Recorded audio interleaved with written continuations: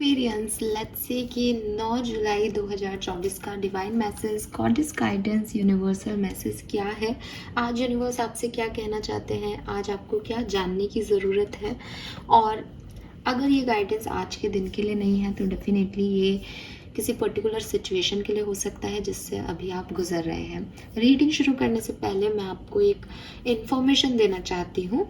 हालांकि अभी एक प्रोसेस में है वो information, but as a healer I can wait. मैं अपने पेट में कुछ ऐसे जो कर रही हूँ उसको मेरे को शेयर भी करना है।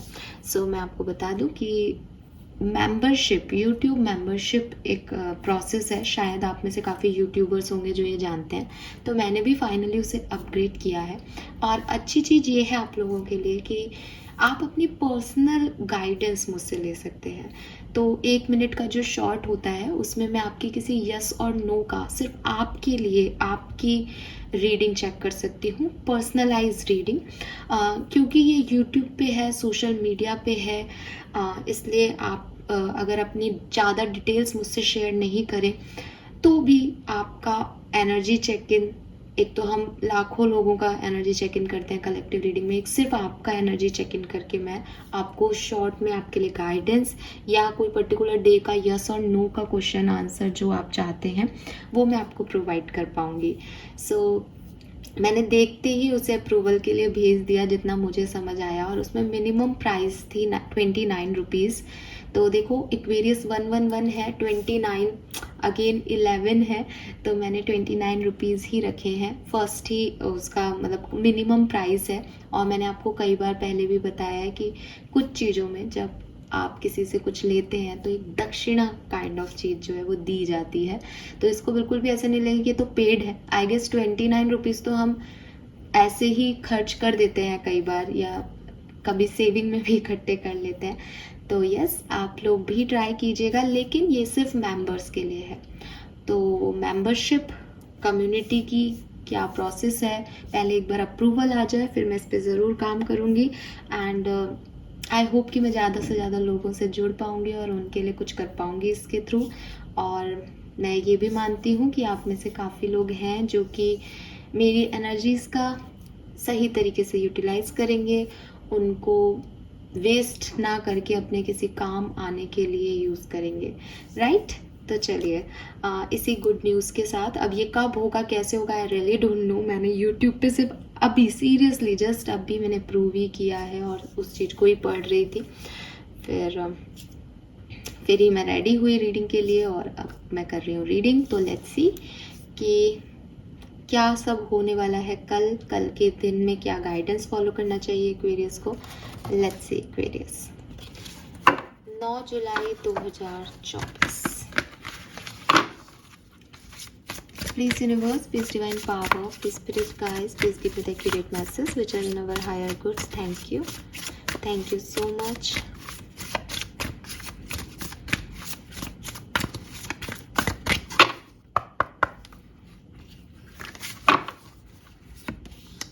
इमोशंस, कितना सुंदर कार्ड है इमोशंस। तो मैंने भी अभी आपसे अपने इमोशंस शेयर किए। लेट्स सी कि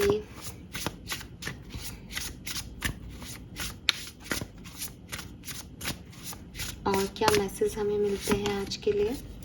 number 43 spaceship, okay.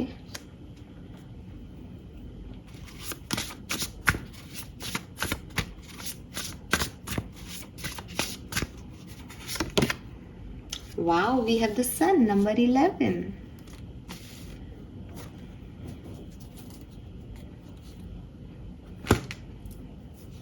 Alright Aquarius, सो मैं आज के लिए जो नंबर सिग्निफिकेंट देखती हूँ दैट इज़ नंबर 4।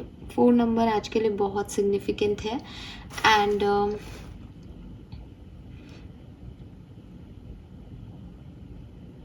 मुझे ना हाथी, एलिफेंट दिख रहा है।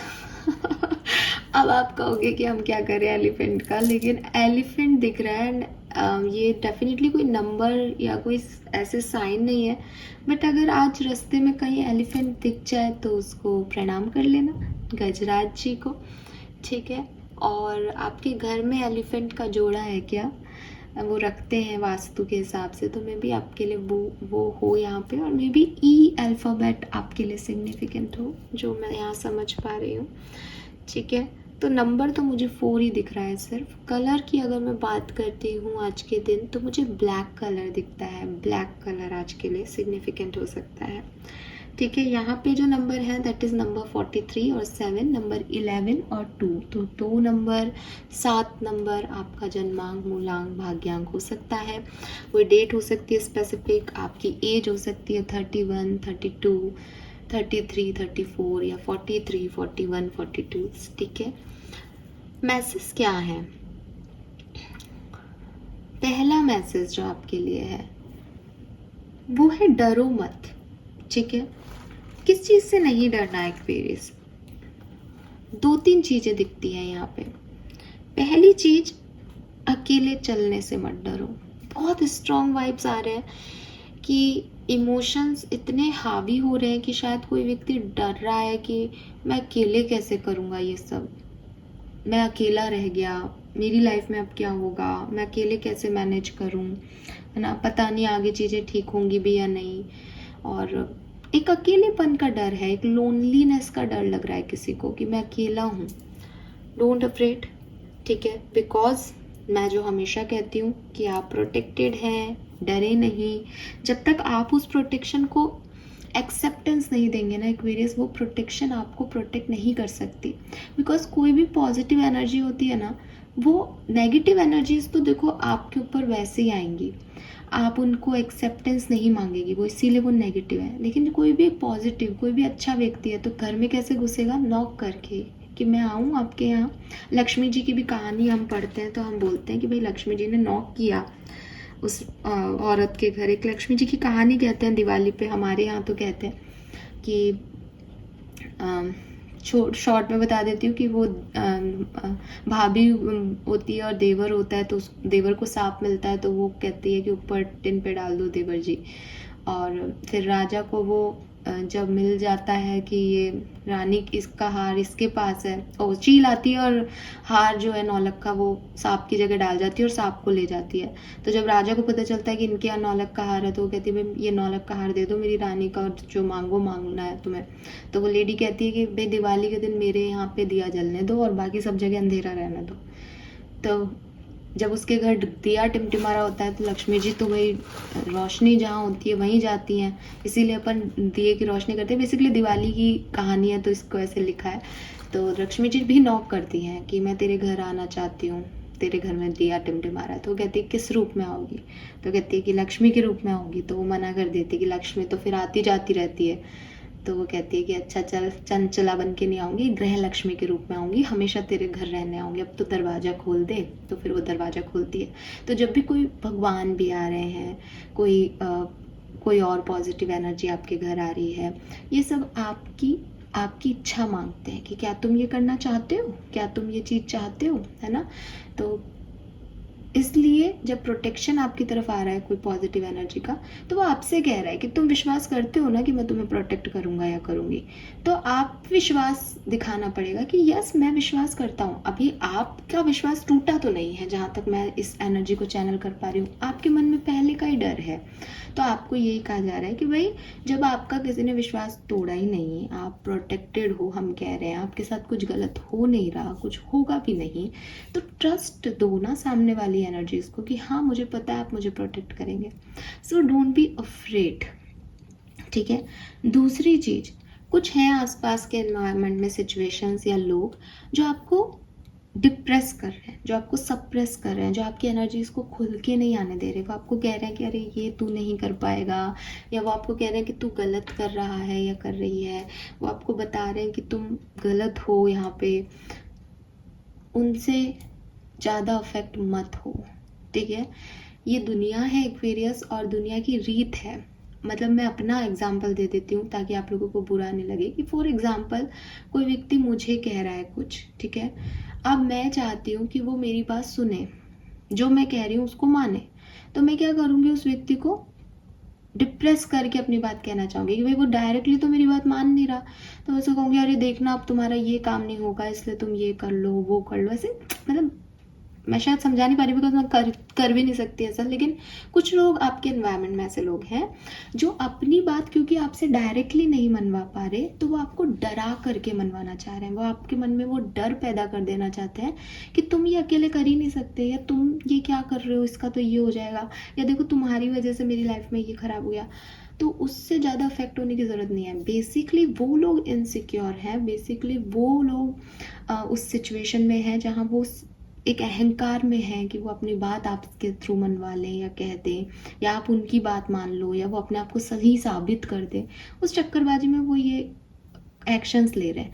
बट आपको नहीं डरना, अगर आपको लग रहा है कि आप कर सकते हो तो आप कर सकते हो। अगेन सेम एनर्जी आती है कि भाई आप हार्डवर्किंग हो तो कौन रोक सकता है आपको, आपके पास प्रोटेक्शन है तो कौन आपको हार्म कर सकता है। तो जब मेहनत कर्म आपके साथ है, किस्मत आपके साथ है, तो डर कैसा।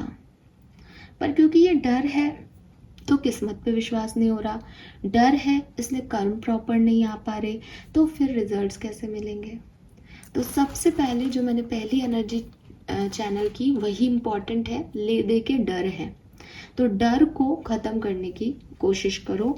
डर कुछ भी नहीं है, आपकी इनसिक्योरिटीज़ हैं, डर आपके दिमाग की खपत है। आप ओवर थिंक कर देते हो किसी बात को कि किसी ने कहा तुम नहीं कर पाओगे और आप वो तो कह के ख़त्म हो गया, उसने तो किसी बात की वजह से गुस्से में वो बात कह दी, आप उसे कंटिन्यूसली सोचे जा रहे हो कि मैं नहीं कर पाऊँगा, मैं नहीं कर पाऊँगी, मैं तो कर ही नहीं सकती, मैं तो नहीं कर सकता। तो ये आपकी प्रॉब्लम है, सामने वाले की नहीं। उसमें वो गलत नहीं है, वो तो अपना ओपिनियन इतने स्ट्रांगली रख रहा है कि आप दब जाओ, उसका तो वही उसने स्टिमुलेशन ले लिया। आप क्या कर रहे हो, आप अपने आप को क्यों डिप्रेस कर रहे हो किसी दूसरे की बात पे। अगर आपको लग भी रहा है कि रिजल्ट फेलियर है, आपका रिजल्ट अच्छे नहीं मिल रहे हैं आपको, हार्डवर्क करना शुरू कर दो। अगर आपको लग रहा है कि यार कोई प्रोटेक्शन दिखाई नहीं दे रहा, ऐसा कैसा प्रोटेक्शन है कि आप हाँ मतलब प्रॉब्लम्स में हो रहे हो, तो चैलेंज करना शुरू कर दो कि मैं ये काम करके दिखाता हूँ, मैं ये रिस्क लेके दिखाता हूँ, प्रोटेक्शन है ना, प्रोटेक्ट मी। लेकिन आप पहले से ही आगे नहीं बढ़ रहे हो तो वो आप गलत कर रहे हो, ठीक है। अपने ओपिनियन देने से मत डरो, अकेलेपन से मत डरो, लोगों की बातें सुन के आगे बढ़ने से मत डरो। ये मुझे यहाँ चैनल हो रहा है। Then we have paint the sun back into your sky. So again, almost similar message है कि you are the creator Aquarius. आप क्रिएटर हो, that is your story. ये आपकी कहानी है, इसके करता धरता आप हो। मुझे ऐसा लगता है जैसे यहाँ पे जो मुझे सुन रहे हैं वो अपनी ही कहानी के साइड रोल प्ले कर रहे हैं। कहानी आपकी है लेकिन आप अपने आप को side hero side heroine role play कर रहे हो, बिकॉज आप में वो करेज ही नहीं देख पा रही मैं कि मुझे ये काम करना है। कोई चीज, कोई व्यक्ति, कोई परिस्थिति आपकी तरफ आ रही है तो आप उससे एक कदम पीछे हट रहे हो, आपको लग रहा है नहीं नहीं कहीं ये मुझे नुकसान ना पहुंचा दे। अकेले बैठ के आप बहुत स्ट्रांग हो कि हाँ मैं ये करूँगा, मैं ये करूँगी, मैं वो करूँगी, और जैसे ही कुछ नया करने की बारी आती है आप शिविर करने लग जाते हो। शिविर इज़ नॉट लाइक कि आप सच में पैर काँप रहे हैं, इट्स लाइक आपका मन, अंतर मन वो शिवरिंग कर रहा है कि वो करेजियसली कोई एक्ट ही नहीं कर रहा, उसके मन में डर है। और फिर अगेन लॉ ऑफ अट्रैक्शन क्या कहता है, जिस इंटेंशन से आप चीज करते हो। लॉ ऑफ अट्रैक्शन को ये समझ में थोड़ी आ रहा है कि आप अंदर से करेजियस हो लेकिन ऊपर से डर रहे हो, वो ये सब नहीं समझता। वो तो समझता है कि ये चीज रखी गई है डर से, तो वो डर को ही आपकी तरफ अट्रैक्ट करेगा। डर के कोई काम करोगे तो डर ही डर को अट्रैक्ट करते जाओगे ना। जिस इमोशन के साथ काम करोगे वो इमोशन और बढ़ता जाएगा। इसीलिए यहाँ इमोशन की एनर्जी है। पढ़ती हूँ मैं क्या है इसमें लिखा, बट अभी जो मैं आपको चैनल कर पा रही हूँ वो यही कर पा रही हूँ कि आपकी लाइफ है, इसे आपको बनाना है, ठीक है। अपने इंस्टिंक्ट पे फोकस रखो, अपने गाइडेंस पे फोकस रखो। अगर कोई आपकी तरफ आ रहा है उस सिचुएशन को, चाहे आप ये समझो कि वो खराब से खराब सिचुएशन है, वो आपके लिए चैलेंजिंग सिचुएशन है, तो उसमें अपना बेस्ट दो, बजाय कि चैलेंजिंग सिचुएशन ना हो ये सोच करके एक कदम पीछे ले लेना। अरे होगी तो होगी, आप क्या कम हो, आप लड़ नहीं सकते, आप शेर नहीं हो सकते, आप चिल्ला नहीं सकते, आप सिचुएशन को हैंडल नहीं कर सकते। और मैं हमेशा एक चीज़ कहती हूँ कि इतना सोच लेते हो एक्वेरियस, इतना ओवरथिंक कर लेते हो किसी सिचुएशन पे। क्या आपने देखा है कि इतना सोच के आपने कुछ किया और आपने सही किया हो? आप तब भी आज इस स्थिति में हो ना। तो फिर इतना सोच के इतना लाइफ को कॉम्प्लिकेट करने का क्या सेंस? रिस्क लो, एडवेंचर को झेलो, टेक रिस्क यार, कि होगा जो देखा जाएगा। नहीं भी हुआ तो बुरा ही तो होगा। तो आज कौन सा मैं अच्छी सिचुएशन में हूँ? तो इसलिए अगर कोई पर्सन आपको डरा रहा है, कोई परिस्थिति से आपको डर लग रहा है, डोंट बी लाइक दिस कि क्या होगा क्या होगा क्या होगा। बस दिमाग में ये रखो कि सोच समझ के एक्ट करो। ये मतलब नहीं होता कि मैम ने कहा है कि रिस्क लो तो हम शेर के सामने जाके खड़े हो गए। ये डेफिनेटली मैन ये कोई गाइडेंस नहीं होगा और कोई आपको ये गाइडेंस नहीं देगा। लेकिन गाइडेंस ये ज़रूर है कि एक जंगल की तरफ से कोई रोड जा रही है और वहाँ शेर आने का आपको खतरा लगता है कि यार वहाँ शेर आ सकता है, तो बी प्रिपेयर्ड फॉर दैट, बजाय कि वहाँ से जाना ही नहीं है। समझे? तो वो है कि थोड़ा सा अपने अंदर, आप क्रिएटर हो, आपकी कहानी है, आपको एक मेन लीड दिया गया है इस कहानी में। दूसरे की कहानी, दूसरे के पॉइंट ऑफ व्यू में, दूसरे की कहानी में आप एक सेकंड कैरेक्टर हो सकते हो या एडिशनल कैरेक्टर हो सकते हो, सपोर्टिव आर्टिस्ट हो सकते हो। बट आप अपनी ही कहानी में सपोर्टिव आर्टिस्ट हो रहे हो। आप उन लोगों को ज़्यादा तवज्जो दे रहे हो जो आपको डरा रहे हैं, आप उन डरों को ज़्यादा तवज्जो दे रहे हैं जो आपकी तरफ आ रही है। कैसे मुमकिन है? ये कैसी कहानी हुई? ये कहानी कौन पढ़ेगा एक्वेरियस? सो बी बोल्ड, ठीक है? थोड़ा सा एज मुझे यहाँ पे ये भी मैसेज मिल रहा है कि आपको अकेलेपन से डर लग रहा है। सो वॉट, अकेलापन इतना खराब नहीं होता जितना उसको समझा जाता है और बोला जाता है। अगर आप स्पिरिचुअल प्रैक्टिस में आएंगे तो आप देखेंगे कि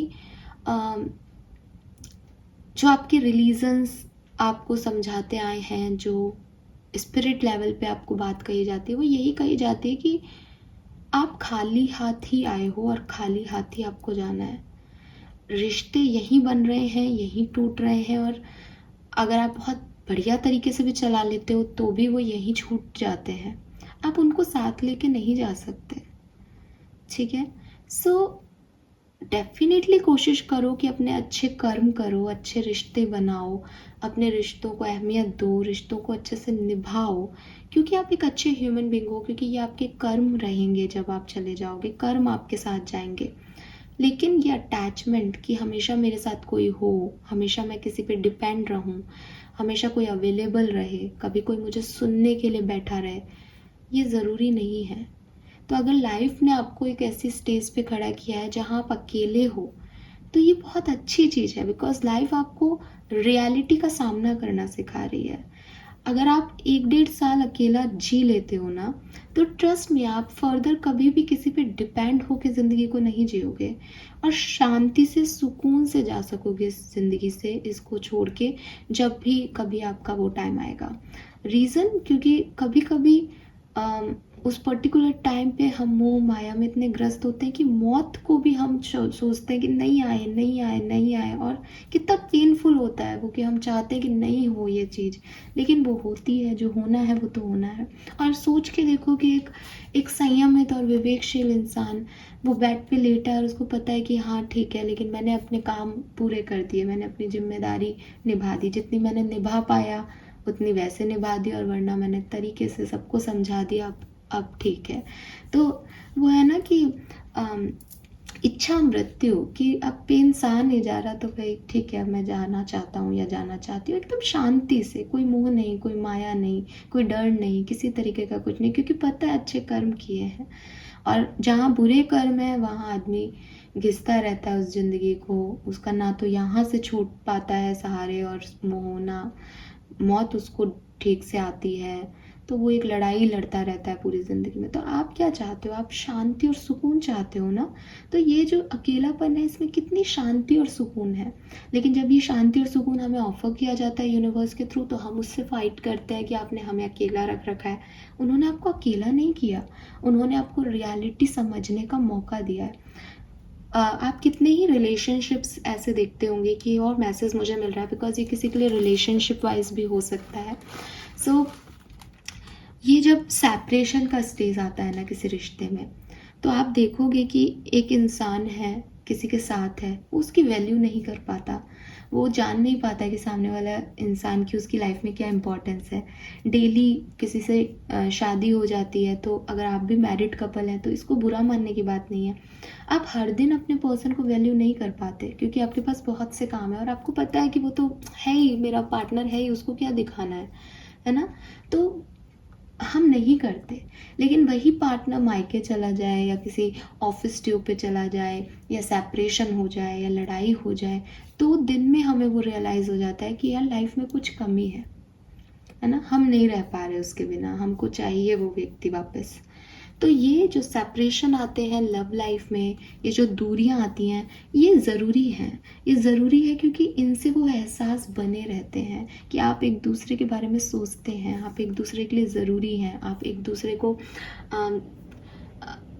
ग्रांटेड ना लें आप, ठीक है।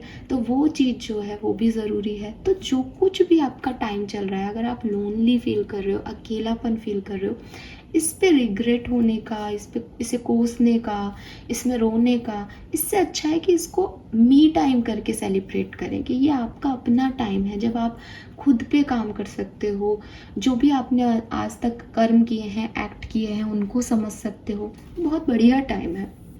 फाइन एंड फाइनल मैसेज है यहाँ पे, emotions change me divine be loved into one who can easily assist all my feeling, let me bless and release anger, resentment और bitterness, may I release any emotion that block happiness and contentment. तो वही चीज़ है आपके लिए कि negative emotions को release करने का टाइम है एक्वेरियस, कि जो कुछ भी परिस्थिति है, जैसी भी परिस्थिति है, उसमें पॉजिटिविटी ढूंढना शुरू करें। आपका गुस्सा, आपको किसी पे गुस्सा आ रहा है, आपका फ्रस्ट्रेशन, आपके लोनलीनेस में आपके आंसू, आपका रोना, ये सारे इमोशंस हैं अलग अलग तरीके के, इनको रिलीज़ करने की ज़रूरत है क्योंकि ये फिजूल हैं, ठीक है, इनकी ज़रूरत नहीं है। आपको बस अपना परसेप्शन चेंज करने की ज़रूरत है एक्वेरियस। आप उस डार्कनेस में सन क्रिएट कर सकते हो। आपको सूर्योदय नहीं हो रहा, सूर्योदय नहीं हो रहा, रात ख़त्म नहीं हो रही मेरी ज़िंदगी की, ऐसे रोने की ज़रूरत नहीं है। पता नहीं, बट बहुत क्लियर कट मैसेजेस हैं। तो मैं इसको बिल्कुल 100% श्योरिटी से कह सकती हूँ कि डर अपने मन से निकालो एक्वेरियस। आप कभी भी अपनी ज़िंदगी को टर्न कर सकते हो सकता है आज से ही कर सकते हो और आपको करने की ज़रूरत है।